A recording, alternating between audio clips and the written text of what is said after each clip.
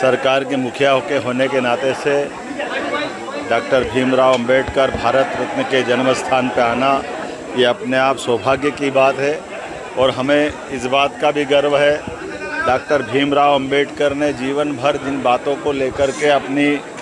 यात्रा प्रारंभ की, आज़ादी के पहले देश के अंदर सामाजिक समरसता को लेकर के हमारे दलित, पिछड़े, कुचले सभी वर्गों को उनके अधिकारों को लेकर जिस प्रकार से लड़ाई लड़ी और उसका परिणाम आया कि आज़ादी के बाद संविधान के माध्यम से सभी वर्गों को समान रूप से लेके चलने के लिए वो अमर ग्रंथ की रचना डॉक्टर भीमराव अंबेडकर की अध्यक्षता में हुई और भारत ने वो संविधान को अपनाया। ये भी एक कटु सत्य है कि अंबेडकर जी की जो भावना रही वो सदैव स्त्री पक्ष को मजबूत करने की रही है। माता बहनों के अधिकार को लेकर के अंबेडकर जी ने जो निर्णय किए, बाद में संविधान में अधिकार दिए,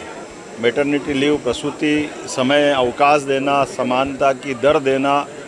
कई प्रकार के कल्याण के कामों में, यहाँ तक कि हिंदू धर्म की दृष्टि से बहनों को उनका अपनी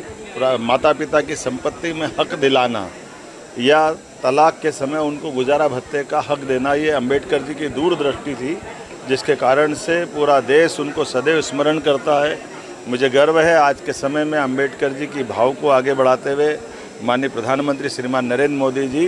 अब उसी भाव के आधार पर 33% का आरक्षण दे करके बहनों को उनका लोकसभा विधानसभा में भी संवैधानिक दायित्व का निर्णय दे करके एक तरह से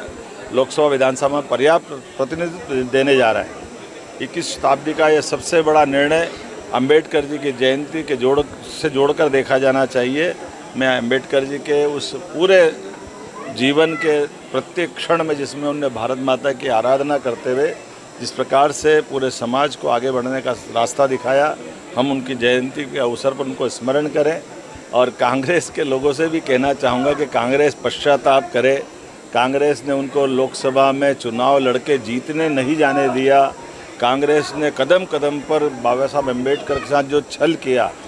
बाबा साहब की आत्मा कभी कांग्रेस के लोगों को माफ़ नहीं।